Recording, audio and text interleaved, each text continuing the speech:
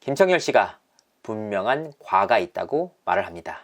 하지만 취재 과정에서 여러 반전이 있다는 사실을 접하게 됐습니다. 특히나 제주도 게스트하우스 투자건과 관련해서도 큰 반전이 있다는 내용을 접하게 됐습니다.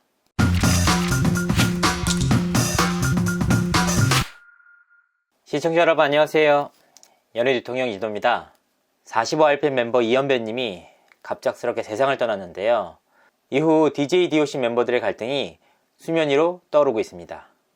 발단은 김창열 씨의 인스타그램 글이었습니다. 그는 지난 18일 RIP 친구야 하늘에서 더 행복하길 바래 라는 글을 올렸습니다. 잘 보시면 물결표가 있습니다. 이에 이하늘은 이 사진에서도 지가 중심이네, 내가 죽인 거야, 야 이 땡땡땡아, 악마 새끼 등의 감정적 표현을 서스럼없이 씁니다. 관계자들은 감정적으로 격해진 상태에서 쓴 글이라고 해명이 나섰지만 폭주기관차와 같은 이하늘을 말릴 수는 없었습니다. 그는 같은 날 밤 인스타그램 라이브 방송을 켰습니다. 그리고 제주도 펜션 투자에 관한 이야기를 폭로합니다. 이하늘의 방송 내용을 간단히 정리하면 이렇습니다.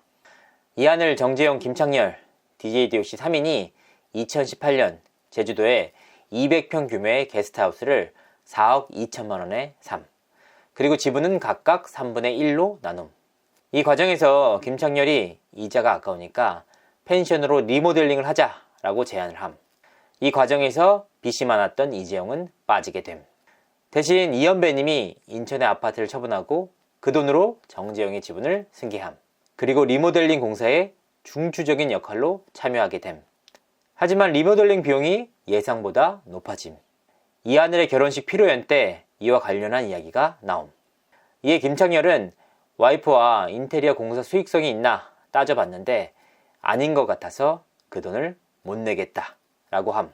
8천만 원이면 내려고 했는데 1억 2천만 원 정도 들 것 같아서 못 내겠다고 주장. 결국 공사 진행 도중 1억 2천만 원에 달하는 돈을 못 받게 된 상황.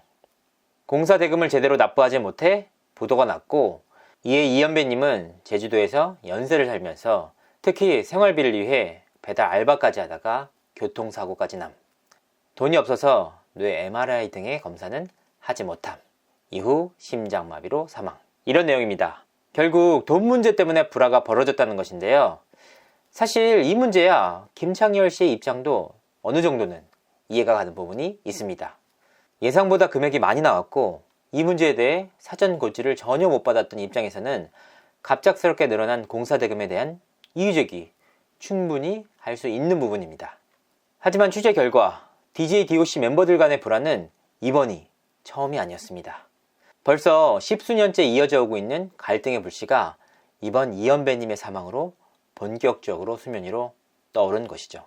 갈등의 핵심 당사자는 역시나 이하늘 씨와 김창열이었습니다. 정재용은 주로 중재를 하는 입장이었다고 하는데요. 특히나 이하늘과 김창열이 평소부터 잘 맞지 않았다고 합니다. 두 사람이 가장 맞지 않는 핵심적인 이유 중 하나가 자기중심적인 김창열과 제멋대로인 이하늘의 성격이 자주 충돌을 일으켰던 것이죠. 이는 김창열의 인스타그램 속 이하늘의 댓글에서도 엿볼 수 있는데요. 이 사진에서도 지가 중심이네 라고 이하늘 씨는 분노합니다. 특히 해당 사진을 보면 고인보다 김창열의 사진이 더 앞에 있었고, 더욱이 이 사진에는 이하늘의 모습이 보이지도 않습니다. 또한 추모글에 물결 표시가 있다는 점 역시 아쉬움을 자아내는 대목이었습니다.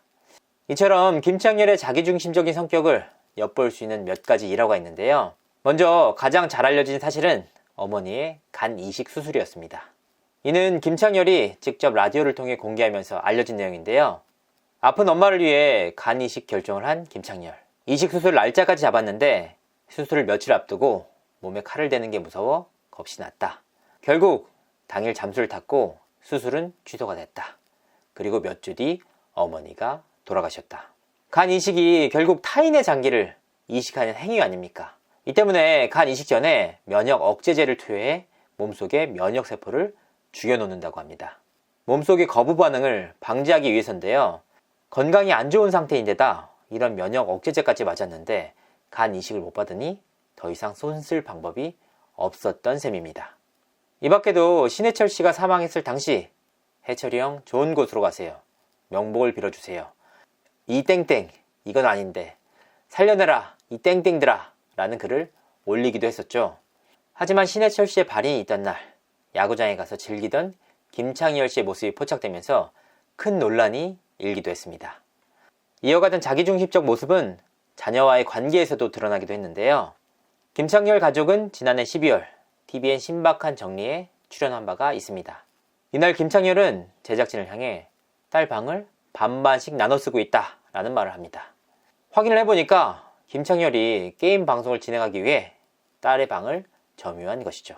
반반씩 나눴다고 하지만 사실 소음뿐만 아니라 조명 등의 빛이 딸 공간으로 그대로 전해지는 구조였습니다. 사실상 본인의 방송 욕심 때문에 딸의 방을 강제 점거하고 있다고 봐도 무방한 상황이었습니다. 이와 같은 본인 중심적 사고가 이하늘 씨와 맞지 않았던 것이죠. 하지만 이하늘의 자유분방함을 넘어선 기행 역시 만만치 않았는데요.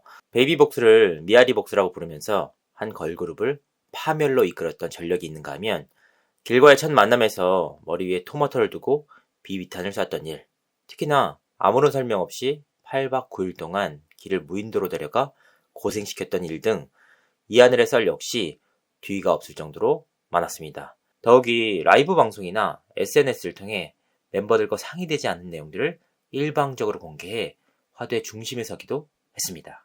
이하늘 씨 역시 분명한 과가 있었던 것이죠. 실제로 이하늘은 이날 방송을 통해 DOC의 모든 작곡, 작사, 멜로디 라인, 랩은 내가 썼고 재용 창렬의 곡은 이현배가 썼다. 그런데 DOC 생활을 하면서 창렬은 이현배에게 개인적으로 연락한 것도 5번 이내고 고마움을 표현한 적도 없다. 이런 내용을 밝히기도 했는데요. 두 사람의 갈등이 이번 제주도 공사 문제가 아니라 굉장히 오랫동안 이어져 온 내용이라는 걸 의미하기도 합니다. 여기 내용까지만 보면 정말 김창열 씨가 나쁜 사람이죠. 솔직히 DJ DOC와 친한 관계자들의 말을 들어보면 김창열 씨가 분명한 과가 있다고 말을 합니다. 김창열 씨도 잘못한 부분이 분명 있는 것이죠. 하지만 취재 과정에서 여러 반전이 있다는 사실을 접하게 됐습니다. 먼저 이현배님의 교통사고와 이번 사망 사이에는 상당한 시간적 괴리가 있었다고 합니다. 그리고 동생의 사고 소식 역시 이하늘 씨가 사전에 알고 있었다고 하는데요. 특히나 제주도 게스트하우스 투자권과 관련해서도 큰 반전이 있다는 내용을 접하게 됐습니다. 지금 당장은 고인의 장례식조차 치러지지 않은 상황인 만큼 추후 관련 내용을 정리해 밝히도록 하겠습니다. 삼가 고인의 명복을 빕니다. 이상으로 이진호였습니다. 감사합니다.